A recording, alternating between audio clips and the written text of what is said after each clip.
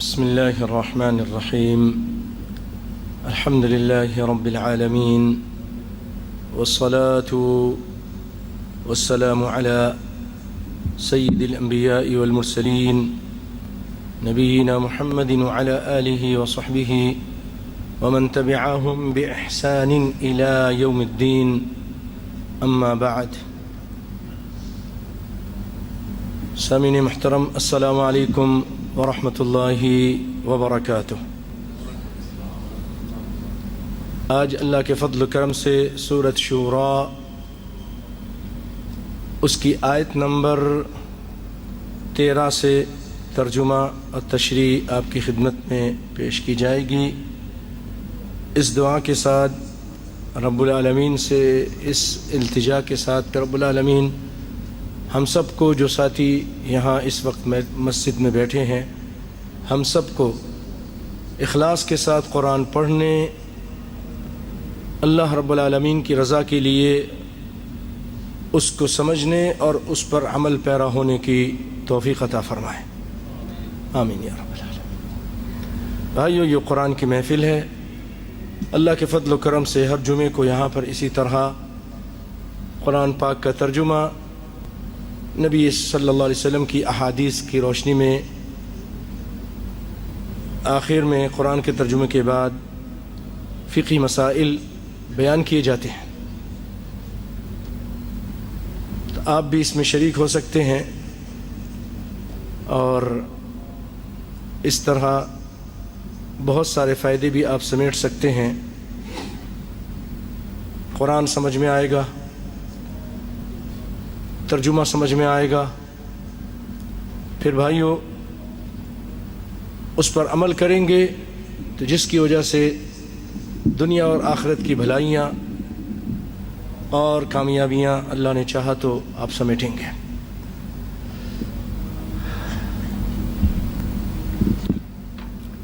آئیے آیت نمبر 13 پڑھتا ہوں، اس کے بعد اس کا ترجمہ، اس کی تشریح آپ کی خدمت میں پیش کرتا ہوں۔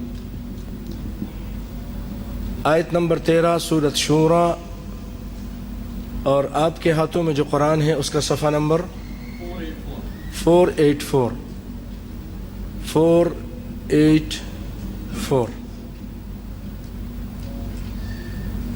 اور یاد رکھیے، قرآن پاک کی جو آیت ہے، ہمیشہ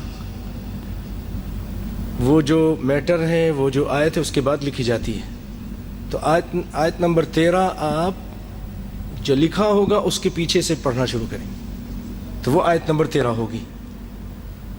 بعض لوگوں کو جب بتایا جاتا آیت نمبر 13 تو وہ 14 کو شروع کر دیتے ہیں، 13 سے شروع کر دیتے ہیں، نہیں، آپ اس کے بالکل ابتدا میں جائیے۔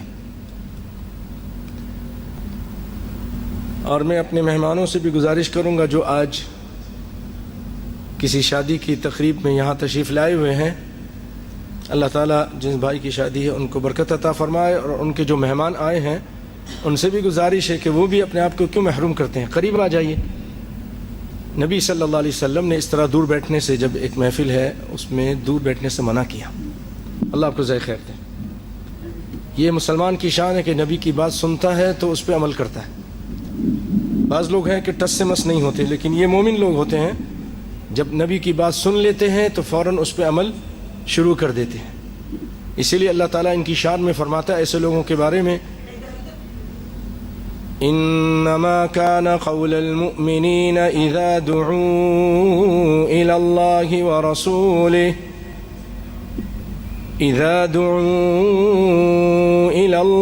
ورسوله ليحكم بينهم أن يقولوا سمعنا وأطعنا وأولئك هم المفلحون۔ بے شک مومنوں کی بات ہی ہوتی ہے جب ان کو اللہ اس کے رسول کی طرف بلایا جاتا ہے کہ ان کے درمیان فیصلہ کیا جائے، تو اب نبی کی طرف سے جو فیصلہ آتا ہے وہ کہتے ہیں ہم نے سنا، ہم نے اطاعت کی، ہم نے سنا، ہم نے اطاعت کی۔ کٹ حجتی، انکار کرنا، چونکہ چاکے یہ نہیں. ہم نے سنا، ہم نے اطاعت کی. اللہ فرماتے ہیں اولئک هم المفلحون، یہ کامیاب لوگ ہیں. تو انشاءاللہ آپ کامیاب لوگ ہیں کہ نبی کی پہلی بات سن کر ہی آپ صرف اتنی بات کہ نبی صلی اللہ علیہ وسلم نے اس طرح بیٹھنے سے منع کیا. وہ ایک مرتبہ آپ تشریف لے گئے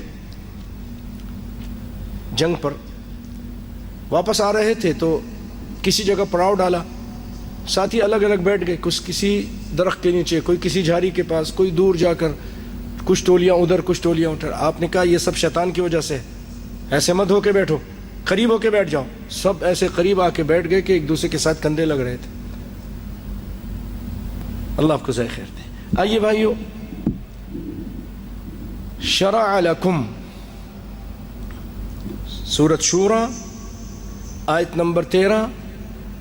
اب میں آپ کے سامنے اس آیت کا ترجمہ شروع کرتا ہوں. آئیے اس آیت کو بھی ایک مرتبہ پڑھ لیتے ہیں. بڑی پیاری آیتیں ہیں قرآن پاک کی. آپ جب اس سے رابطہ رکھیں گے تو دنیا کی ہر نعمت، ہر لذت کم نظر آئے گی قرآن کی لذت کے سامنے. قرآن سے بڑھ کر کوئی چیز نہیں. یہ ایک زندہ معجزہ ہے جو رب العالمین نے امت محمد صلی اللہ علیہ وسلم کو دیا. زندہ و جاوید کتاب ہے، اپنے آپ کو منواتی ہے. اس کے سامنے جتنے بھی باطل قوتیں آئی ہیں وہ پاش پاش ہو گئی ہیں، مٹ گئی ہیں. اور قرآن 1400 سال سے آج تک تر و تازہ ہے، زندہ و جاوید ہے اور تر و تازہ ہے. آئیے آیتیں سنتے ہیں. شرع لكم من الدين ما وصى به نوحا والذي أوحينا إليك وما وصينا به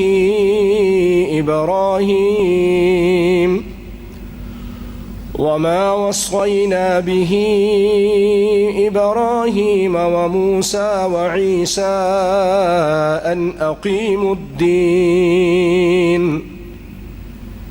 أقيموا الدين ولا تتفرقوا فيه كبر على المشركين ما تدعوهم إليه الله يجتبي إليه من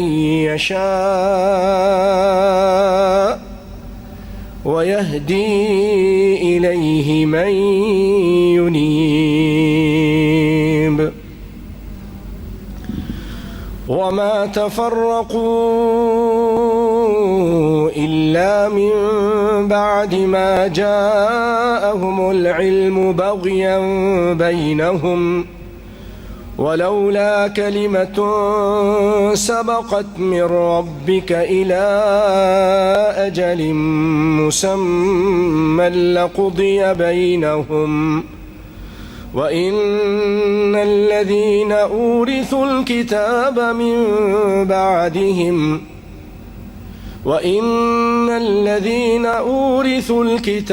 من بعدهم لفي شك منه مريب. شرع لكم من الدين، اللہ تعالیٰ نے تمہارے لیے وہی دین مقرر کیا ہے، اسی دین کو پسند کیا ہے. ما وصى به نوحا، جس کی وصیت اس نے کی تھی نوح علیہ السلام کو. کیا؟ کہ ایک اللہ کی پوجا کرو اور رسول کی بات مانو. اللہ کی پوجا کرو، اللہ کے ساتھ کسی کو شریک نہ کرو، اور محمد اور جو بھی اس زمانے کے نبی ہیں ان کی اطاعت میں کسی کو شریک مت کرو، ان کی بات مانو. یہ اللہ تعالیٰ نے نبی کو اطاعت کرو، یہ وحی کی تھی. جو میں احکام بھیجوں گا نبی پر اس پر عمل کرو. اسی لیے سارے نبیوں کی دعوت توحید تھی. توحید کہ اللہ ایک ہے، اس کا کوئی شریک نہیں. وہی داتا، وہی مشکل کشا، وہی پالنہار، وہی روٹی روزی دینے والا، بگڑیاں بنانے والا، عزت دینے والا، ذلیل کرنے والا، شفا دینے والا، بیمار کرنے، وہی ہے. اس کے علاوہ اور کائنات میں کوئی نہیں. یہ اختیارات کسی کے پاس نہیں. اور اللہ تعالیٰ نے یہ دعوت سارے نبیوں کو کہی کہ آپ یہ دعوت لے کر جائیں. قرآن پاک میں فرمایا وما ارسلنا من قبلك من رسول الا نوحي اليه انه لا اله الا انا فاعبدون. سب کو یہ پیغام دیا اللہ تعالیٰ نے، وحی نازل کی کہ آپ امت کو بتا دیجئے، اپنی قوم کو، اپنے لوگوں کو، امت کو بتا دیجئے کہ اللہ کے علاوہ کوئی الہ نہیں، تو اللہ ہی کی پوجا کرو۔ وَلَقَدْ بَعَثْنَا فِي كُلِّ أُمَّةٍ رَسُولًا أَنِ اعْبُدُوا اللَّهَ، اللہ تعالیٰ نے ہر امت پر ایک رسول بھیجا کہ وہ لوگوں کو پیغام دیتا تھا کہ أَنِ اعْبُدُوا اللَّهَ وَاجْتَنِبُوا الطَّاغُوتَ، کہ اللہ کی پوجا کرو اور طاغوت سے دور ہو جاؤ۔ طاغوت کس کو کہتے ہیں؟ اللہ کے علاوہ جو کچھ بھی چیز پوجی جا رہی ہے وہ طاغوت ہے۔ اس کائنات میں سب سے بڑا طاغوت شیطان ہے، اور جو شخص بھی اپنی پوجا کے لیے لوگوں کو دعوت دے، پیر کوئی فقیر کوئی کہ مجھے پوجا کرو، مجھے سجدہ کرو، جیسا کہ آج آپ دیکھ رہے ہیں لوگ آ کے سجدہ کر رہے ہیں، پیر صاحب کو سر جھکا رہے ہیں۔ کوئی بابا مرتے ہوئے اس دنیا سے جاتے ہوئے اس نے کہا میری قبر بنانا، اس کے مزار بنانا اور اس پر میلے کرنا اور پھر اس پر آنا، عرس کرنا اور مجھے سجدے بھی کرنا، یہ بھی پھر وہی ہے، طاغوت ہے۔ لیکن ایک شخص ہے، نیک آدمی تھا، مر گیا، لوگوں نے خود بخود اس کی قبر کو پوجا گاہ بنا لی، اور تو وہ اس سے مستثنا ہے، اس کا کوئی قصور نہیں۔ وہ سمجھا کے گیا کہ ایسا نہیں کرنا۔ بھائیو، اسی لیے نبی کائنات صلی اللہ علیہ وسلم اس دنیا سے جانے سے پہلے آپ صلی اللہ علیہ وسلم نے ایک بات فرمائی۔ آخری لمحات ہیں، جان کنی کا عالم ہے، جو موت کی مرض الموت جس کو کہتے ہیں وہ شروع ہو چکا ہے۔ آپ صلی اللہ علیہ وسلم اس موقع پہ فرماتے ہیں لعن اللہ الیہود والنصارى اتخذوا قبور انبیائہم مساجدا، اے اللہ تو لعنت کر یہود و نصارہ پر، ان لوگوں نے نبیوں کی قبروں کو سجدہ گاہ بنا لیا تھا، جہاں نبی کی قبریں ہوتی تھیں وہاں سجدہ کرتے تھے، تو اے اللہ ان پہ لعنت بھیج۔ کائنات کا امام آخری لمحات میں اس دنیا سے جا رہا ہے، جبکہ آپ رحمت للعالمین ہیں، لیکن لوگوں کو ہوشیار کرنے کے لیے جب لوگ ہوشیار ہوں گے تو یہ کام نہیں کریں گے، جب یہ کام نہیں کریں گے، اچھے کام کریں گے تو جنت میں جائیں گے۔ آپ غصے میں آ کر فرما رہے ہیں کہ ان پہ لعنت ہو، یہود پر اور نصارہ پر۔ کیوں لعنت ہو؟ کہ اس لیے قبروں کی پوجا کرتے تھے۔ اتخذوا قبور انبیائہم مساجدا الا انی انہاکم عن ذلک، پھر آپ صلی اللہ علیہ وسلم فرماتے ہیں لوگوں میں تم کو اس سے منع کرتا ہوں، میں تم کو اس سے منع کرتا ہوں کہ میری قبر کو پوجا خواہ بنانا اور اس کی پوجا کرنا یا میرے قبر پہ آ کے سجدہ کرنا، میں اس سے تم کو منع کرتا ہوں۔ اور آپ صلی اللہ علیہ وسلم نے آپ کے بارے میں آیا، آپ نے صحابہ کرام سے کہا نہا رسول اللہ صلی اللہ علیہ وسلم ان یجسس القبر وان یقعد علیہ وان یسرج علیہ، واضح تعلیم تھی۔ آپ صلی اللہ علیہ وسلم فرمایا، منع کیا آپ نے کہ قبر کو پکی کرنے سے منع کر دیا اور اس پر چراغاں کرنے سے منع کر دیا، قبر کے اوپر مجاور بن کے بیٹھنے سے منع کر دیا، اور آپ نے خود فرمایا اللہم لا تجعل قبری وثنا یعبد، اے اللہ میری قبر کو بت خانہ نہ بننے دینا، میری قبر کو بت خانہ نہ بننے دینا۔ یہ آپ کی دعا کا اثر ہے کہ بھائیو آج 1000 اور 400 اور تقریباً 50 سال گزر چکے ہیں اس دین اسلام کو آئے ہوئے، نبی کائنات صلی اللہ علیہ وسلم کو فوت ہوئے بھی 1000 اور 400 اور کئی سال آپ کو ہو چکے ہیں، لیکن آج تک آپ کی قبر پہ کسی کی مجال نہیں کہ جا کے پوجا کریں۔ یہ آپ کی دعا کا اثر ہے، نہیں کر سکتا۔ آپ نے دعا مانگی، رب نے سن لی، کسی کی مجال کیا کہ وہاں جا کے پوجا کریں، منع کر دیا۔ لیکن یہ سارا کام ہمارے ملکوں پہ ہو رہا ہے، اڈے بنے ہیں، اور پھر وہ پیر بابے ایسی رپورٹیں آ رہی ہیں کہ انسان کی سر شرم سے جھک جاتا ہے کہ دین کے نام پہ ہو رہا ہے۔ عورتوں کے ساتھ کوئی ڈانس کر رہا ہے، کوئی عورتوں کے ساتھ منہ کالا کر رہا ہے، اس کی ویڈیو بنا رہا ہے دین کے نام پر، اور کوئی اپنے مریدوں کو مار مار کے ختم کر دیتا ہے۔ 20 مرید کو مار دیا پچھلے دنوں، اپریل کے مہینے کی بات ہے۔ یہ سب اسلام کے نام پہ ہو رہا ہے، مگر مومنوں پر کشادہ ہیں راہیں، پرستش کریں شوق سے جس کی چاہیں۔ نبی کو جو چاہیں خدا کر دکھائیں، اماموں کا رتبہ نبی سے بڑھائیں، مزاروں پہ دن رات نظریں چڑھائیں، شہیدوں سے جا جا کے مانگے دعائیں، نہ اسلام نہ توحید میں کچھ خلل اس سے آئے، نہ اسلام بگڑے نہ ایمان جائے۔ مولانا حائلی رحمۃ اللہ علیہ نے، الطاف حسین حائلی رحمۃ اللہ علیہ نے یہ اشعار کہے تھے مسلمانوں کی حالت دیکھ کر یہ ہو رہا ہے۔ تو بھائیو، اگر آپ کو اللہ تعالیٰ نے سمجھ دے دی، آج یہ بات آپ کو سمجھ میں آ گئی، تو آپ اٹھیے اور پیار و محبت کے ساتھ، حکمت و دانائی کے ساتھ دعوت کا کام شروع کیجیے۔ یہاں آتے رہیے، تعلیم حاصل کرتے رہیے، پھر اپنے خاندان والوں کو بتائیے۔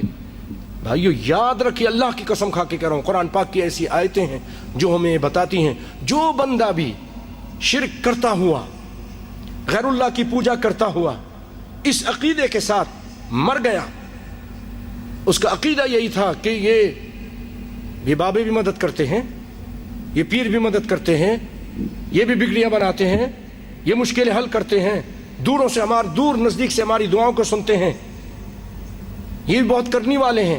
اگر یہ عقیدے کے ساتھ مر گیا، یاد رکھیے بھائیو، ہمیشہ ہمیشہ ہمیشہ جہنم میں جلتا رہے گا۔ کیا آپ چاہیں گے کہ آپ کے رشتہ دار ایسا ہو؟ آپ کے گھر سے، ہمارے گھروں سے کسی کے بچہ نہیں ہوا، مزار چلو، کسی کی پریشانی آ گئی، مزار چلو، وہاں جا کے سجدے کرتے ہیں۔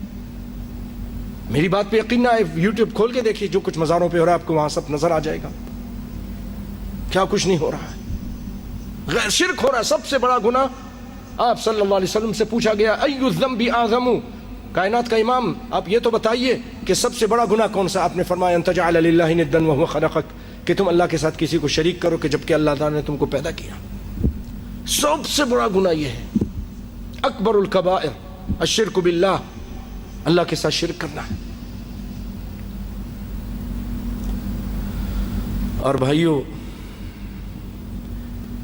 بعض لوگ یہ دھوکہ دیتے ہیں کہ شرک تو ختم ہو چکا ہے، اب شرک نہیں ہے، تو یہ کیا ہے؟ یہ توحید ہے، جو مزاروں پہ پوجا ہو رہی ہے یہ توحید ہے؟ نہیں، شرک ختم ہو گیا۔ وہ آپ صلی اللہ علیہ وسلم نے فرمایا تھا کہ اب شیطان نا امید ہو گیا ہے اور یہ شرک تو نہیں کریں گے، اس طرح کی روایتیں لے آتے ہیں۔ اور بھائیوں، نبی صلی اللہ علیہ وسلم نے ایک حدیث میں یہاں تک فرمایا کہ اس وقت تک قیامت نہیں آئے گی جب تک میری امت کے لوگ اور ان کی عورتیں، قبیلہ دوس کی عورتیں اور ان کے کولے، دوس کا جو بت ہے اس کے ارد گرد چکر نہیں لگا لیں گے۔ اور یہ کچھ سو سال پہلے ہوا، وہ بت جس کو نبی صلی اللہ علیہ وسلم نے پاش کرا دیا تھا، اس کو دوبارہ بنا لیا تھا لوگوں نے اور اس کی پوجا شروع کر دی تھی۔ پھر اللہ تعالیٰ قرآن پاک میں فرماتے ہیں، وَمَا يُؤْمِنُ أَكْثَرُهُم بِاللَّهِ إِلَّا وَهُم مُشْرِكُونَ، بہت سارے لوگ ایمان لانے کے بعد بھی مشرک ہوئیں گے، ایمان لانے کے بعد بھی لوگ شرک کریں گے۔ تو شرک بھائیوں، آپ نے فرمایا کہ بہت خطرناک بیماری ہے اور اسی سے سارے نبیوں نے منع کیا، اس سے ڈرنے کے لیے کہا، اس سے بچنے کے لیے کہا۔ اللہ رب العالمین سے دعا ہے کہ رب العالمین ہمیں توحید کو صحیح معنوں میں سمجھنے، پھر اس دعوت کو آگے پہنچانے کی رب العالمین ہمیں توفیق عطا فرمائے۔ تو آئیے، اللہ تعالیٰ فرماتے ہیں کہ تمہارے لیے وہی دین کو پسند کیا جس کی وصیت کی تھی نوح علیہ السلام کو، اور نوح علیہ السلام نے 1450 سال تک اپنی قوم کو دعوت دی تھی کہ قوم، اب قرآن اٹھائیے، ایک جگہ نہیں کئی جگہ ہے، وَلَقَدْ أَرْسَلْنَا نُوحًا إِلَىٰ قَوْمِهِ فَقَالَ يَا قَوْمِ اعْبُدُوا اللَّهَ، ہم نے وحی کی نوح علیہ السلام کی طرف اور انہوں نے آ کے کہا کہ اے قوم اللہ کی پوجا کرو۔ مَا لَكُم مِّنْ إِلَٰهٍ غَيْرُهُ، اللہ کے علاوہ تمہارا کوئی الہ نہیں ہے، کوئی الہ نہیں۔ سارے نبیوں کی یہی دعوت تھی، پیارے پیغمبر صلی اللہ علیہ وسلم کی بھی یہی دعوت تھی۔ آپ نے بھی یہی دعوت دی، یا ایھا الناس قولوا لا الہ الا اللہ تفلحون، اے لوگو تم لا الہ الا اللہ کہو، اللہ کے علاوہ کوئی داتا مشکل کشا نہیں، کوئی الہ نہیں، تم یہ اقرار کرو تم کامیاب ہو جاؤ گے۔ ایک روایت میں تملک العرب والعجم، عرب و عجم کے تم مالک بن جاؤ گے۔ توحید اپناؤ تو صحیح، توحید اپنا لو، اللہ اکیلا ہے، اس کے ساتھ کوئی شریک نہیں، کوئی نبی ولی نہیں، سب اس کے در کے بھکاری ہیں۔ یہ جو آج ہمارے شعر کہا جاتا ہے کہ شاہ مدینہ سارے نبی ہیں تیرے در کے سوالی، شاہ مدینہ، یہ غلط ہے۔ سارے نبی اللہ کے در کے سوالی تھے، کسی اور نبی کے سوالی نہیں تھے۔ خود نبی صلی اللہ علیہ وسلم کو بہت پریشانیاں آئیں۔ آپ صلی اللہ علیہ وسلم جب بدر کے میدان میں تھے، تھوڑے سے مٹھی بھر آدمی آپ کے ساتھی تھے، 313 آپ ایک چھپر میں چلے گئے، اور وہ پورے اسلحے کے ساتھ آئے تھے۔ آپ کے پاس ایک گھوڑا تھا صرف، کسی کے پاس نیزہ تھا، کسی کے پاس تلوار نہیں تھی، کوئی ڈنڈا کے ساتھ آیا ہوا تھا، کسی کے پاس کچھ بھی نہیں تھا۔ یہ 313 آدمی تھے۔ آپ چھپر کے نیچے چلے گئے، رو رو رو کر دعائیں مانگنے لگے۔ اس قدر آپ عاجزی انکساری کے ساتھ دعا مانگ رہے تھے کہ ابو بکر کو آپ پہ ترس آ گیا، اور آپ کی وہ چادر جس کی اللہ تعالیٰ نے قسم کھائی ہے، یا ایھا المزمل جس کا ذکر کیا ہے، قسم نے جس کا ذکر کیا یا ایھا المدثر قرآن پاک میں، وہ چادر آپ سے گر گئی تھی، تو اس کو ٹھیک کیا آ کر اور کہا اللہ کے رسول بس کیجئے، اللہ آپ کی ضرور مدد کرے گا،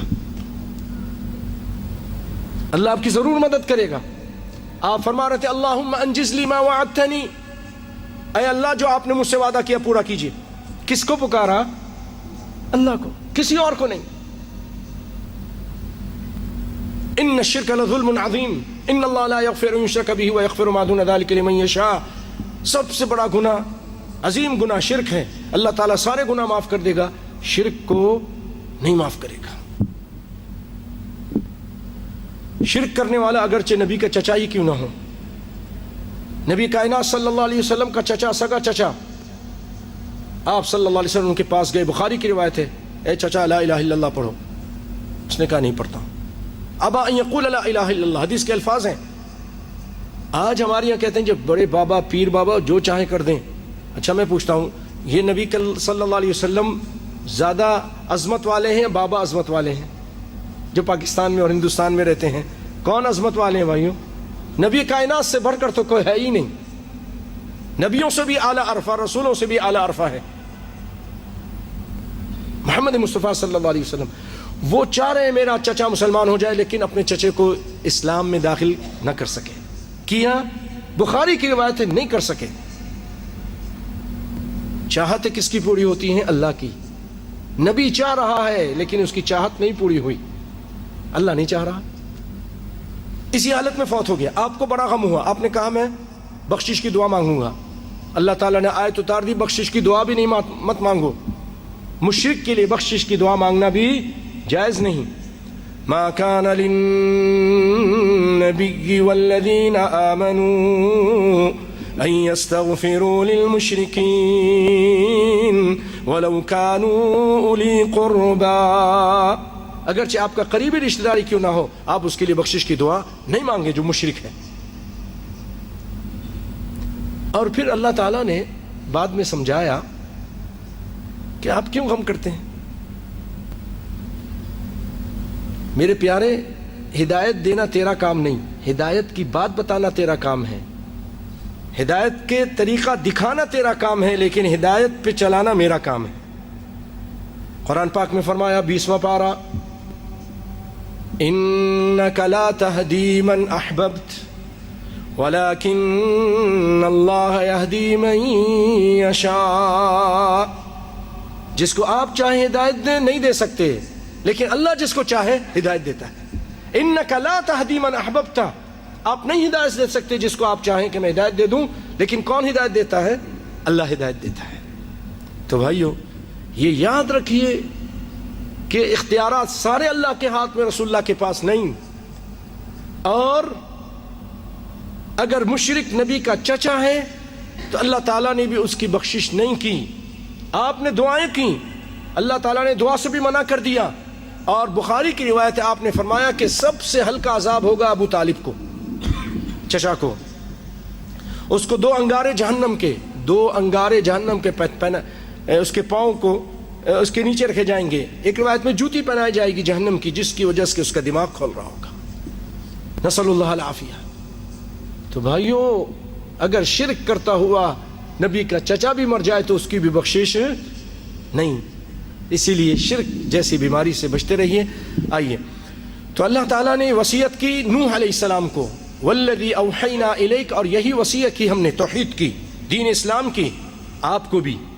وما وصینا بہ ابراہیم، اور یہی وصیت کی ہم نے ابراہیم کو، موسیٰ کو، عیسیٰ علیہ السلام کو، ان اقیم الدین، دین کو قائم رکھو، توحید کو قائم رکھو، اسلام کو قائم رکھو.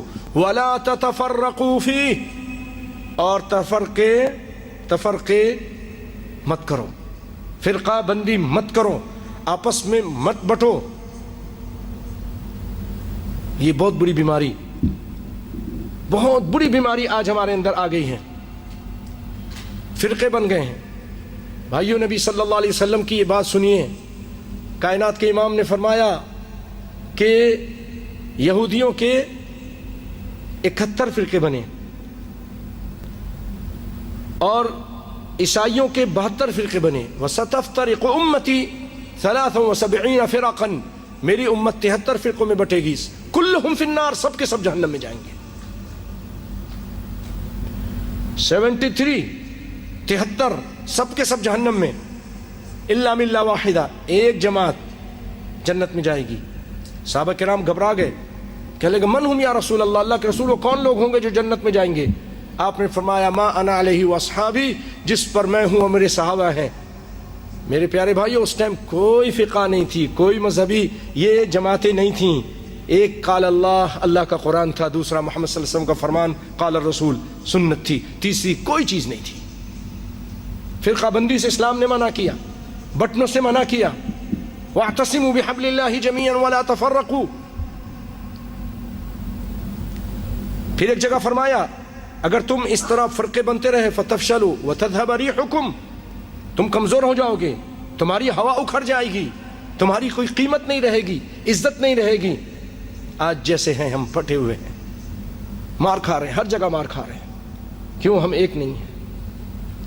یہ کون ہے؟ آپ کون ہیں جی؟ کوئی بھی یہ نہیں کہتا کہ میں مسلمان محمد صلی اللہ علیہ وسلم کا ماننے والا ہوں. آپ کون ہیں؟ میں جی فلاں امام کا ماننے والا. آپ کون ہیں؟ میں جی فلاں امام کا ماننے والا. تم کون؟ میں بھی وہ کوئی اور کا. اچھا بھی سبھی، یا اللہ کیا ہو گیا؟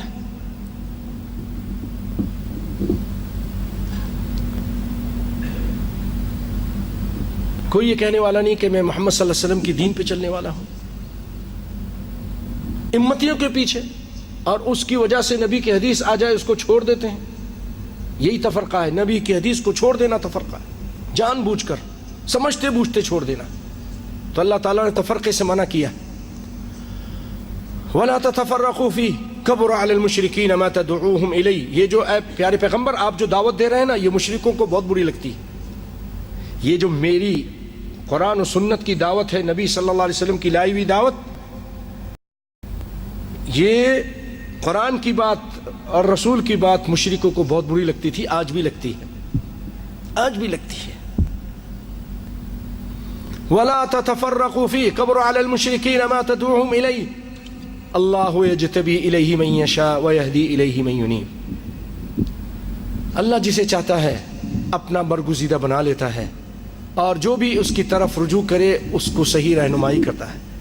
آپ کوشش کیجئے، آپ سن رہے ہوں گے کہ یار یہ بات کر رہا ہے، شرک نہیں کرو اور ایک ہی نبی کی بات مانتے جاؤ. تو اچھا میں دیکھتا ہوں کہ واقعی صحیح ہے کہ آپ تھوڑا قرآن خود پڑھیں ترجمے سے، احادیث کو کھنگالیں، اللہ تعالیٰ آپ کو پھر سیدھے راستے دکھائے. والذین جاہدوا فینا لنہدینہم سبلنا، جو ہمارے راستے کی کوشش کرتا ہے ہم اس کو اپنا راستہ دکھاتے ہیں. اور آپ کہیں ارے یار تو اس طرح لوگ بولتے رہتے ہیں، ٹھیک ہے یہ بھی بول رہا ہے، اس سے پہلے بھی لوگ بول رہے تھے، اور آپ ٹس سے مس نہ ہوئے تو جیسے ہیں ویسے رہیں گے، کوئی تبدیلی نہیں آئے گی. جب آپ خود محنت کریں گے، قرآن کو اٹھائیں گے، حدیث کو کھنگالیں گے، آپ دیکھیں گے میں نماز کیسے پڑھتا ہوں، یار لوگ تو اس طرح پڑھتے ہیں، کچھ لوگ اس طرح پڑھتے ہیں، اب کون سا صحیح ہے؟ حدیث میں کیا ہے؟ حدیث میں دیکھیں گے، کوشش کریں گے، اللہ تعالیٰ آپ کو صحیح راہ دکھا دے گا۔ سارے اماموں نے کہا، امام ابو حنیفہ رحمۃ اللہ علیہ، امام شافعی، امام مالک، احمد بن حنبل، سب نے کہا اذا صح الحدیث فهو مذہبی، او ہمارے ماننے والوں دیکھو، ہمارے فتوے، ہماری باتیں، ہماری فقہ کی باتیں یہ سب ہوں، تمہارے پاس پہنچ جائے تو تم اس پر عمل کر رہے ہو، اور میری حدیث جب پہنچ جائے تو ہماری بات کو چھوڑ دینا، ہمارے فتوے کو چھوڑ دینا۔ چاروں اماموں نے کہا اذا صح الحدیث فهو مذہبی، جب تم کو میری صحیح حدیث مل جائے تو سمجھ لو کہ یہی میرا مذہب ہے، یہی ابو حنیفہ کا، یہی امام شافعی کا، یہی امام مالک کا، یہی امام احمد بن حنبل کا، یہ سارے اماموں کا یہی مذہب ہے۔ کون سا؟ جو نبی کا مذہب ہے۔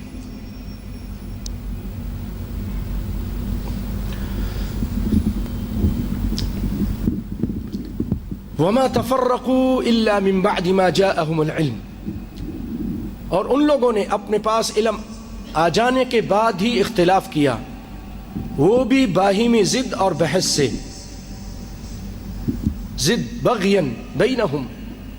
اور بھائیو اللہ رحم فرمائے، اللہ ہدایت دے، معاف کرے، ہم میں بھی بعض لوگ ایسے ہیں، بعض لوگ کتنی حدیثیں دکھائیں، کتنی آیتیں دکھائیں، نہیں جی ہماری نانی ایسا کرتی تھی، ہماری برادری ایسی کرتی ہے، ہم یہ نہیں چھوڑ سکتے۔ ارے بھائی نہیں، گانا نہیں بجانا یار، شادی میں نہیں کرتے، گانا بجانا اچھا نہیں ہوتا، نہیں نہیں، ہماری خالہ ناراض ہو جائیں گی، وہ کہہ رہے نہیں آئیں گے ہم آپ کے یہاں، ڈانس نہیں کرانا، نہیں مانتے۔ ارے نبی نے منع کیا بھائی، نہیں کوئی مشکل نہیں، نبی کی بات کوئی مشکل نہیں، کوئی پرواہ نہیں، برادری ناراض نہ ہو۔ ارے بھائی یہ دیکھیے، آپ نماز ایسے پڑھتے ہیں، یہ نہیں کرتے، یہ بھی کیا کیجئے نا، یہ حدیث میں ہے۔ نہیں جی وہ ہمارے امام صاحب نے نہیں کیا، ہمارے جو مولوی صاحب ہیں، پیر صاحب ہیں، اور ہمارے شیخ ہیں نا، انہوں نے منع کیا۔ تو آپ کے شیخ رسول اللہ ہیں یا محمد صلی اللہ علیہ وسلم رسول اللہ ہے؟ کون رسول اللہ ہے؟ اللہ تعالیٰ نے آپ کے جو پیر ہیں یا آپ کے بزرگ ہیں یا آپ کے استاد ہیں، ان کی اللہ تعالیٰ نے اطاعت کا آرڈر دیا ہے یا رسول اللہ کی اطاعت کا آرڈر دیا ہے؟ بغیم بینہم، اپنے ضد اور ہٹ درمی کی وجہ سے تفرقہ کرتے ہیں، نہیں مانتے۔ بھائیو آپ کو عجیب بات بتاؤں، قرآن پاک میں اللہ تعالیٰ نے فرمایا ان الذین یحادون اللہ ورسولہ اولئک فی الاذلین، جو لوگ نافرمانی کرتے ہیں، یحادون اللہ، اللہ کی، اس کے رسول کی، یہ ذلیل لوگ ہیں۔ اٹھائیے 28واں پارہ پہلا صفحہ، یہی آیت اس سورت کے آخر میں تقریباً اسی طرح، یحادون اللہ رسولہ کبتوا کما کبت الذین من قبلہم، یہ ذلیل ہو جائیں جیسے کہ اس سے پہلے اللہ اس کے رسول کے نافرمان ذلیل ہو گئے تھے۔ یہ قرآن کی آیت ہے، جو بھی اللہ اس کے رسول کی نافرمانی کرے گا وہ ذلیل ہو جاتا ہے، دنیا میں بھی ذلیل، آخرت میں بھی ذلیل۔ اور آپ صلی اللہ علیہ وسلم نے خود فرمایا جعلت الصغار والذلت على من خالف امری، اللہ تعالیٰ نے اس کی قسمت میں ذلت اور رسوائی لکھ دی ہے جو میری مخالفت کرتا ہے۔ اب آپ کی مرضی، آپ کی مرضی۔ اور بھائیوں یہ نہ کہیں یار ہم کو تو کچھ یہ بھی نہیں معلوم وہ بھی نہیں معلوم، ہم بس ایسے ہی ٹھیک ہیں۔ کیوں؟ آپ مسلمان نہیں، لا الہ الا اللہ نہیں پڑھا، آپ کو کوشش کرنی ضروری نہیں ہے؟ آپ تجارت کے معاملے میں، بزنس کے معاملے میں، دنیا کے معاملے میں بڑے فنکار ہو، بڑے تیز ترار ہو، بڑی آپ کی آنکھیں کھلی ہیں، ایک پائی کا کوئی آپ کو دھوکہ نہیں دے سکتا ہے، اور دین کے معاملے میں سیدھو سادھو سیدھے، اردو میں بولتے ہیں بدھو، بڑے بدھو، جو بول دے کر لو، مزار پہ بیٹی کو لے جاؤ، لے جاؤ، مار مار کے مار دیتے ہیں، جان سے مار دیتے ہیں۔ کل کے اخبار میں انہوں نے مجھے بھیجا، پاکستان کے اندر راوی کے پل کے پاس 2 بچیوں کو مار مار کے برا حال کر دیا پیروں نے، پولیس پھر پکڑ کے لے کے گئی۔ ایسے ہم دین کے بارے میں بدھو ہیں، عزتیں لٹوا دیں، مال لٹوا دیں، دنیا کے بارے میں بڑے تیز ہیں۔ کوئی آئے تو صحیح، کوئی فراڈ تو کرے، ہم دیکھ لیتے ہیں اس کو۔ ارے بھائی تو پھر یعلمون ظاہرا من الحیات الدنیا وہم عن الآخرۃ ہم غافلون. اللہ فرمایا دنیا کی ان کو بڑی معلومات ہے، آخرت کے بارے میں غافل ہیں. سورۃ روم پہلی چند آیتوں میں ہے، 5ویں 6ٹھی آیت. دنیا کے بارے میں بڑی معلومات، مشتری کیا ہے، زحل کیا ہے، سب معلوم. امریکہ کے پاس کیا کیا چیزیں سب معلوم، سارے ایکٹر معلوم، ساری اداکارائیں معلوم، گلوکارائیں معلوم، ان کا پورا بایو ڈاٹا معلوم. نہیں معلوم تو محمد مصطفیٰ کے ستاروں کا نہیں معلوم، دین کا نہیں معلوم، اسلام کا نہیں معلوم. یہ ہے مسلمان جنہیں دیکھ کر آگے رہنے دیجیے، ہے نا. یہ ہے مسلمان. وضع میں نصارہ تمدن میں ہنوت. کب جاگو گے بھائیو؟ بہت بہت بہت موت قریب ہے. من مات فقط قامت قیامت، جو مر جاتا ہے اس کی قیامت قائم ہو جاتی ہے. آدمی کو پتہ ہی نہیں چلتا. ٹھیک ٹھاک آدمی بات کر رہا ہوتا ہے، ارے درد ہوا ہے بھائی، اچھا ہاسپٹل لے کے جاؤ. ہاسپٹل جانے سے پہلے اللہ کے پاس پہنچ جاتا ہے. 26 سال کا نوجوان میں نے بتایا تھا پچھلے کچھ عرصے پہلے ملتان میں، یہاں اس کے رشتہ دار ہوتے ہیں، گھر میں تھا، باتیں کرو، درد ہو رہا ہے، لے کے گیا ہاسپٹل، سے پہلے اللہ کو پہنچ گیا. پچھلے 1-2 ہفتے کی پہلے کی بات ہے، محرق کے اندر کوئی امام صاحب ہے، ان کا بیٹا گاڑی چلا رہا تھا، ٹھیک ٹھاک گاڑی چلاتے، اس کو ایسا دورہ پڑا کہ گاڑی کو ٹکر لگی اور وہ یعنی کہ مر گیا. پھر گاڑی چلاتے چلاتے مر گیا، بعد میں گاڑی کی ٹکر لگ رہی ہے.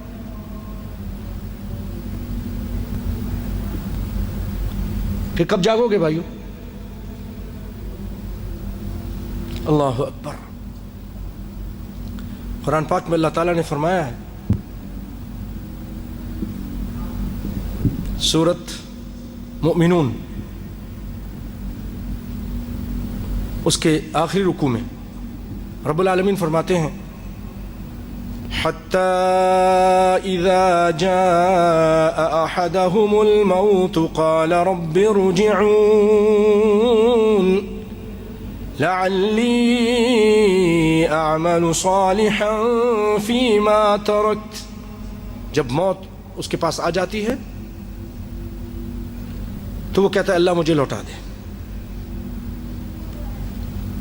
مجھے دنیا میں بھیج دے، میں نیک عمل کروں گا، میں داڑھی بھی رکھوں گا، میں نمازیں بھی پڑھوں گا، میں فلمیں گانے بھی نہیں سنوں گا، کسی کو دھوکہ بھی نہیں دوں گا، فراڈ بھی نہیں کروں گا، مسلمانوں کی برائیاں بھی نہیں کروں گا، میں بہت اچھا سیدھا اچھا انسان بن کے رہوں گا. رب ارجعون لعلی اعمل صالحا فیما ترکت کلا انہا کلمہ. یہ بکواس کر رہا ہے، ہرگز نہیں. اب جو آ گیا ہے جا سکتا نہیں. یہ ایک بار کا موقع دیا سب کو، مجھے بھی آپ کو بھی یہ موقع ہے. اللہ تعالیٰ ابھی فرصت ہے دی، ابھی آپ کے پاس ٹائم ہے. بھائی سیدھے ہاتھ سے پانی پیو، جو پانی پی رہے ہیں الٹے ہاتھ سے نہیں پینا چاہیے، نبی صلی اللہ علیہ وسلم منع کیا. زبیدہ کے بارے میں معلوم ہے نا، زبیدہ ہارون رشید کی بھی بڑی نیک صالح خاتون تھی، قرآن پڑھتی تھی. لاکھوں دینار خرچ کر کے اس نے عراق سے مکہ تک روڈ بھی بنایا اور نہر بھی بنائی، پہاڑوں کو کھود کر. آج بھی انسانی عقل دنگ رہ جاتی ہے کہ کتنا مشکل کام کیا تھا اس عورت نے.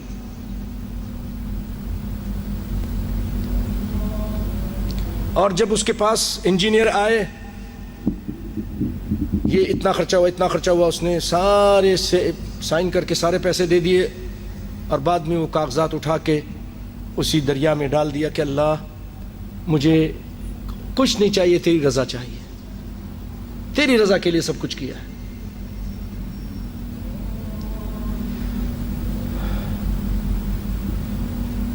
اس کے پاس ایک غلام آیا کہ میں شادی کرنا چاہتا ہوں اور میرا جو ہونے والا سسر ہے وہ بہت زیادہ مہر لگا رہا ہے، کئی ہزار دینار بنتے تھے. اس نے کہا کوئی مشکل نہیں، یہ لے جاؤ، آج ہی کر لو شادی، اگر کرو گے تو مجھے اور تمہارے پاس اس سے بھی زیادہ تم کو انعام. بعد میں بڑی تکلیف میں بھی آئی عورت. اس کا ایک بیٹا امین قتل کیا گیا، مامون اس کا بھائی تھا، سگا نہیں تھا، دوسری ماں سے تھا. اس نے قتل کیا. بڑی المناک کہانی, بڑی دردناک کہانی, اور اس میں اجمیوں کی سازش بھی تھی. بہرحال قتل کے بعد وہ آئی تھی پھر مامون کے پاس. دونوں پہلے ساتھ ہوتے تھے چھوٹے. تو زبیدہ نے کہا, مامون نے کہا میں نے نہیں کہا تھا قتل کرنے کے لیے, فوجی نے قتل کر دیا. تو اس نے کہا تیرا معاملہ اس کا معاملہ ہے, وہ تیرا بھائی تھا, تو جانے وہ جانے, قیامت کے دن خود ہی. اس کے بعد کچھ لوگوں نے کہا اس کو بھی قتل کر دو. اس نے کہا یہ کیا تم کہہ رہے ہو؟ مامون نے کہا یہ میری ماں ہے. بہت غصے ہوا اس پر, اور بعض کہتے ہیں کہ پھر اس کو قتل کرا جس نے ایسا گندا مشورہ دیا تھا. آخری عمر میں بڑی تکلیفوں میں گزاری اس نے. بہرحال جب فوت ہو گئی, کسی نے خواب میں پوچھا اس سے کہ تم نے اتنے اچھے اچھے کام کیے, اللہ نے تمہارے ساتھ کیا معاملہ کیا؟ بھائی اس نے جانتے کیا جواب دیا تھا؟ اپنے گرے سے باندھ لیجئے, اللہ کی قسم. اور نبی صلی اللہ علیہ وسلم جو بتائی وہی. اس نے کہا کہ میرے یہ ساری چیزیں نہیں کام آئی, اتنی میرے کام آئی تو میں نے 2 دلوں کو ملایا تھا, یعنی شادی کرائی تھی اور پیسہ دیا تھا, اس کا بہت مجھے اجر ملا, اور رات کے 2 سجدوں کا, اللہ, رات کی تہجد کی نماز کا. اس کی وجہ سے اللہ تعالیٰ نے بخش دیا مجھے. تو بھائیوں, دنیا و ما فیہا سے بہتر یہ نمازیں ہیں. ہم غافل ہیں, فجر کی نماز نہیں پڑھتے ہیں, تہجد تو دور کی بات ہے. دنیا میں مست ہیں, روٹی کمانے میں ایسے مست ہیں کہ ایسا سوتے ہیں جیسے وہ کہتے ہیں نا کیا بیچ کر سو جاتے ہیں, گھوڑے بیچ کر سو جاتے ہیں. دوسرا نہیں بولتا ہوں. اس طرح تو ہماری حالت ہوتی ہے. بھائیو, ایسے لوگوں کہا دن کے گدھے اور رات کے جیفا مردار. گدھے کی طرح دن بھر کام کرتے رہیں گے اور رات کو مردار کی طرح سوتے رہیں گے. نہ کوئی نماز ہے, نہ کوئی وضو ہے, نہ فجر ہے, نہ عشاء ہے, نہ رات کی تہجد ہے. یہ زندگی ہے. یہ تو جانور کی بھی زندگی اس طرح کی ہوتی ہے. اولئک کالانعام بل هم اضل. یہ چوپائے ہیں, اللہ کہتے ہیں نہیں, چوپایوں سے بھی بدتر ہیں. جو اللہ کی معرفت نہیں, جن کو رسول کی معرفت نہیں, تو کلا انہا کلمۃ هو قائلها. کسی نے سیدنا علی رضی اللہ تعالیٰ نے ایک مرتبہ قبرستان سے گزرے اور کہا, او لوگوں سنو, تمہاری بیویوں کی شادی ہو چکی ہے, تمہارے مال تقسیم ہو چکے ہیں, تمہارے بعد یہ تمہارے بعد کی خبر ہے. اور پھر کہا اگر یہ جواب دیتے, ان کو جواب دینے کی طاقت ہوتی تو یہ کہتے کہ سب سے بہترین کام اگر کوئی ہے تو 2 رکعت نماز پڑھنا ہے.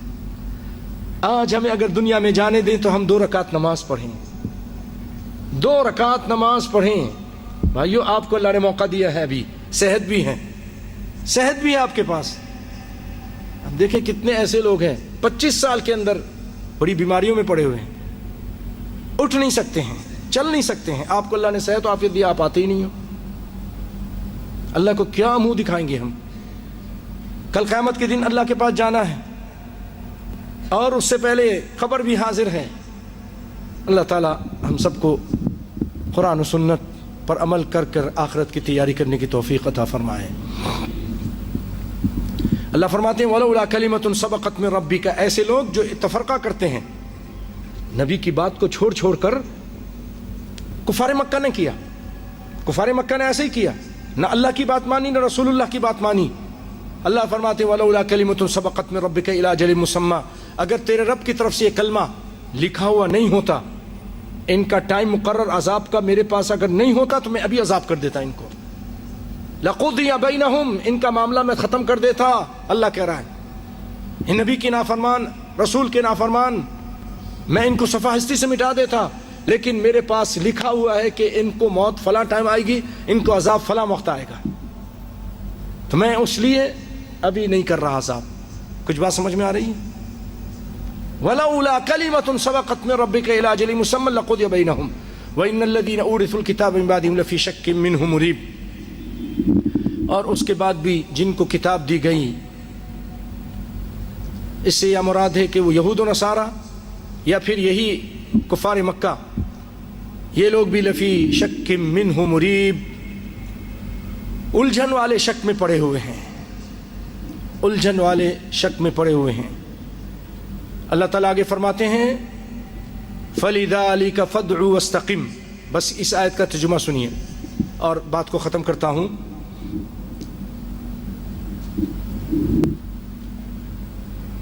اگر وہاں تیاری نہیں ہوگی تو انشاءاللہ پھر فقہ کی کچھ باتیں سناؤں گا، اگر وہاں تیاری ہو چکی ہوگی تو میں یہیں پہ بات ختم کر دوں گا. فَلِذَٰلِكَ فَادْعُ وَاسْتَقِمْ. اللہ تعالیٰ ان تفرقے کے ذکر کے بعد کہہ رہا ہے پیارے پیغمبر کو مخاطب کر کے، بس آپ لوگوں کو اسی طرف بلاتے رہیں، دین کی طرف، اسلام کی طرف، توحید کی طرف، رسالت کی طرف بلاتے رہیں. فَلِذَٰلِكَ فَادْعُ وَاسْتَقِمْ. اور اس پر مضبوطی سے جم جائیں. پیارے بھائیو، آپ سے بھی یہی گزارش ہے کہ یہ جو دین کی اچھی اچھی باتیں سنے ہیں، جیسے اللہ تعالیٰ نبی کو وصیت کر رہا ہے، آپ کو بھی وصیت کر رہا ہے، آپ بھی اس پر اس کی دعوت دیجئے اور اس پر جم جائیے. کیا خیال ہے؟ دعوت دیں گے انشاءاللہ. اللہ جزائے خیر دے آپ کو. فَلِذَٰلِكَ فَادْعُ وَاسْتَقِمْ. اور اس کی طرف بلائیے اور آپ جم کے استقامت کیجیے. کما امرت، جیسا آپ کو آرڈر دیا ہے یا دیا گیا ہے. وَلَا تَتَّبِعْ أَهْوَاءَهُمْ. ان کی خواہشات کے پیچھے مت چلیے. وَقُلْ آمَنْتُ. اور کہہ دیجئے میں ایمان لایا. بما انزل اللہ من کتاب. جو اللہ تعالیٰ نے کتاب نازل کی اس پر. وَأُمِرْتُ لِأَعْدِلَ بَيْنَكُمْ. اور مجھے یہ آرڈر کیا گیا کہ میں انصاف کروں، لوگوں کے درمیان انصاف کروں. نبی کو اللہ تعالیٰ نے آرڈر دیا انصاف کرو. تو آپ بھی گھر میں انصاف کیجئے، بچوں میں انصاف کیجئے، ساتھیوں میں انصاف کیجئے، ملازمین میں انصاف کیجئے. انصاف کیجئے، ظلم مت کیجئے. الظلم ظلمات یوم القیامہ. ظلم قیامت کے اندھیرا ہوگا، اندھیریاں ہوگا. لَأَنصُرَنَّكَ وَلَوْ بَعْدَ حِينٍ. اللہ تعالیٰ مظلوم کو فرماتا ہے کہ تیری ضرور مدد کروں گا، اس ظالم سے میں بدلہ لوں گا، اگرچہ بعد میں، اگرچہ کچھ بعد، لیکن میں ضرور بدلہ لوں گا ظالم سے، عبرت کا سامان بنا دوں گا. تو ظلم مت کیجیے، انصاف کیجیے. لِأَعْدِلَ بَيْنَكُمْ. اللہ ربنا وربکم. میرا رب بھی اللہ، آپ کا رب بھی اللہ ہے، سب کا رب اللہ ہے. آپ صلی اللہ علیہ وسلم نے بات کہی کفار مکہ سے، کہہ دیجئے ان کو میرا تمہارا رب اللہ ہے. کیوں؟ وہ اللہ کو مانتے تھے، وہ بھی مانتے تھے اللہ کو. قُلْ لِمَنِ الْأَرْضُ وَمَنْ فِيهَا إِن كُنتُمْ تَعْلَمُونَ سَيَقُولُونَ لِلَّهِ. پوچھئے کفار مکہ سے کہ زمین میں جو کچھ ہے کس کا ہے؟ وہ کہتے تھے اللہ کا ہے، وہ کہتے تھے اللہ کا ہے، لیکن اللہ کے ساتھ دوسروں کو شریک کرتے جیسے آج ہم نے شریک کیا ہوا ہے.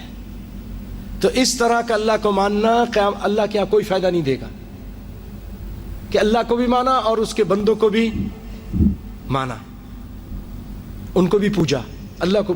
یہ شرک ہے. اللہ ربنا وربکم لنا اعمالنا ولکم اعمالکم. میرے اعمال میرے لیے، تمہارے اعمال تمہارے لیے. لا حجت بیننا بینکم. اور ہمارے درمیان کوئی ایسا نہیں جو کٹ حجتی ہو. اللہ یجمع بیننا. اللہ تعالی ہم سب کو جمع کرے گا. وإلیہ المصیر. اور اسی کی طرف لوٹ کے جانا ہے. یہ بڑی پیاری آیتیں ہیں. میں آپ سے یہ گزارش کروں گا اس کو گھر میں پڑھیے، ترجمے سے پڑھیے، اپنے گھر میں اس نظام کو نافذ کیجئے. قرآن پڑھنے کو بچوں کو سکھائیے. بھائیو اس کی ضرورت ہے. بہت گمراہی ہے آج، بہت فتنے ہیں. مال کا فتنہ، عورت کا فتنہ، نیٹ کا فتنہ، بہت ساری چیزیں ہیں. اس قرآن کے ذریعے اس کا علاج کیجیے. قرآن کے ذریعے اپنے گھر میں قرآن کی روشنی کو عام کیجیے. گانے بجانے کی جو اندھیرے اس کو نکال دیجیے. میں یہاں حدیث سنائی تھی آپ کو بھی سناتا ہوں. ایک حدیث میں ہے کہ جس گھر کے اندر قرآن پڑھا جاتا ہے، ان البیت الذی یقرأ فیہ القرآن یتراءی لأہل السماء، جس گھر کے اندر قرآن پڑھا جاتا ہے وہ گھر آسمان والوں کو ایسا نظر آتا ہے جیسے کوئی چمکتا ہوا آپ کو ستارہ نظر آتا ہے. دنیا والے جیسے آسمان پہ ایک چمکتا ہوا ستارہ دیکھتے ہیں نا، اسی طرح وہ گھر جس میں قرآن پڑھا جاتا ہے وہ آسمان والوں کو، فرشتوں کو، وہاں رہنے والوں کو، اللہ رب العالمین کو، سب کو ایسا نور اور چمکتا ہوا نظر آتا ہے. کیوں؟ کہ اس میں قرآن پڑھا جاتا ہے.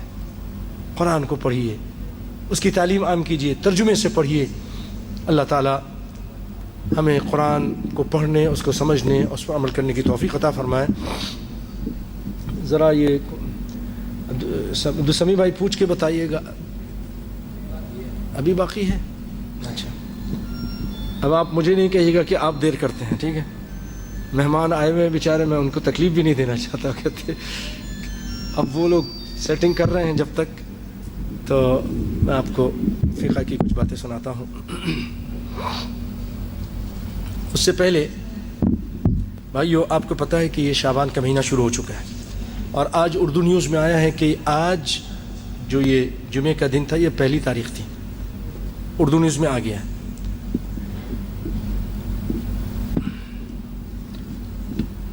تو اس شعبان کے مہینے میں بعض لوگ کچھ بدعتیں کرتے ہیں.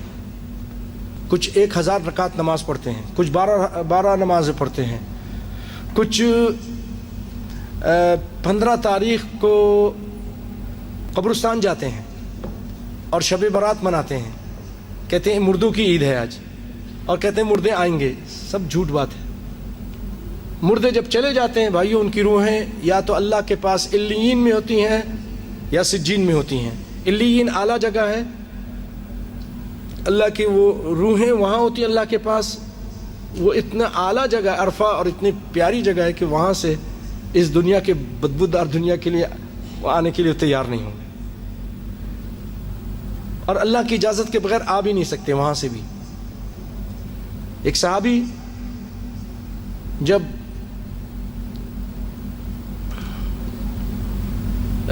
قتل کر دیے گئے، شہید ہو گئے، اللہ تعالیٰ نے ان سے گفتگو کی تو انہوں نے کہا اللہ مجھے دنیا میں دوبارہ بھیج دے. جو قتل ہونے میں جو درجات ہیں تیرے راستے میں شہید ہونے میں، وہ میں دوبارہ حاصل کرنا چاہتا ہوں. آپ نے بھی ایک مرتبہ کہا تھا کہ انی اتمنا، او میں یہ چاہتا ہوں کہ اقتل ثم احیا ثم اقتل ثم احیا ثم اقتل، کہ میں زندہ کیا جاؤں، پھر قتل کیا جاؤں، پھر زندہ کیا جاؤں، پھر قتل کیا جاؤں اللہ کے راستے میں، بار بار قتل کیا جاؤں، اور اللہ کے ہاں اجر و ثواب سے اپنی جھولی کو بھر لوں. تو اس صحابی نے بھی کہا کہ اللہ مجھے دنیا میں بھیج دے. اللہ نے کہا یہ نہیں ہو سکتا. تو انہوں نے کہا اچھا میرے سلام پہنچا دے. پھر اللہ تعالیٰ نے سلام نبی صلی اللہ علیہ وسلم کے ذریعے پہنچا دیا ان کے گھر والوں کو. غالباً وہ جابر تھے، ان کے بیٹے عبداللہ. اور آپ کو معلوم ہے شہید جو ہیں ان کی روحیں اللہ تعالیٰ نے ایک پرندوں کے پپوٹے میں رکھ دی ہیں، وہ کھاتی پیتی ہیں، پورے جنت میں چڑھتی چکتی ہیں. اللہ سے دعا اللہ مجھے بھی شہادت سے فرمائے. اللہ ڈرتے ہو بھائیو؟ آمین بول نہیں رہے، بہت ڈر لگ رہا ہے. ارے بھائی آپ آمین اخلاص سے بولیے، تمنا اخلاص سے کیجئے، آپ کو اللہ شہادت دے گا. اگر اخلاص ہے آپ کے بستر پہ بھی اگر موت آئے تب بھی شہادت دے دے گا. اے اللہ ہمیں شہادت نصیب فرما، آمین. اللہم ارزقنا شہادتا فی سبیلک. جزاکم اللہ خیرا. بہت بڑا درجہ ہے بھائیو شہادت کا، بہت بڑا درجہ ہے. اولئک الذین انعم اللہ علیہم من النبیین والصدیقین والشہداء. نبی اور صدیقین کے بعد کس کا درجہ ہے؟ شہیدوں کا.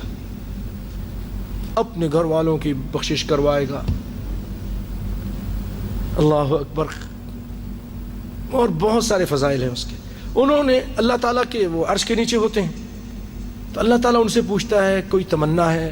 وہ کہتے ہیں اللہ کھا پی رہے ہیں، مزے کر رہے ہیں، بڑے مزے میں ہیں، کیا اور تمنا کریں؟ آپ نے ہمیں بڑا اچھا رکھا ہوا. پھر اللہ کہتے ہیں کوئی اور تمنا ہے تو وہ کہتے ہیں کہ اللہ دنیا میں بھیج دے، پھر دنیا میں جائیں اور جہاد کریں ہیں، تو اللہ تعالیٰ فرماتے یہ نہیں ہو سکتا۔ بھائیو شہیدوں کی روحیں تو آ نہیں سکتی، میری اور آپ کی روحیں دنیا میں آ جاتی ہیں، یہ کون سی بات ہوئی؟ یہ حدیث ہے، آپ نے سنی بھی ہوگی، لیکن ہم دماغ نہیں لگاتے۔ اور مولوی صاحب جو کہہ دیتے ہیں آج روحیں آتی ہیں، تیار ہو جاؤ، گھر کو صاف کر لو، لیپا پوتی کر لو، اگربتی جلا لو، یہ جلا لو، کھانا بھی تیار کر کے رکھ لو، جو اچھا کھاتے تھے وہ پائے پکا کے رکھ لو، حلیم بنا کے رکھ لو، اور رکھ دیتے ہیں، آئیں گے کھائیں گے۔ ہندو والی نظریہ ہے؟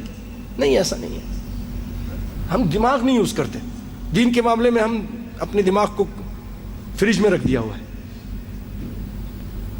کیوں ارشف صاحب؟ گل یہی ہے۔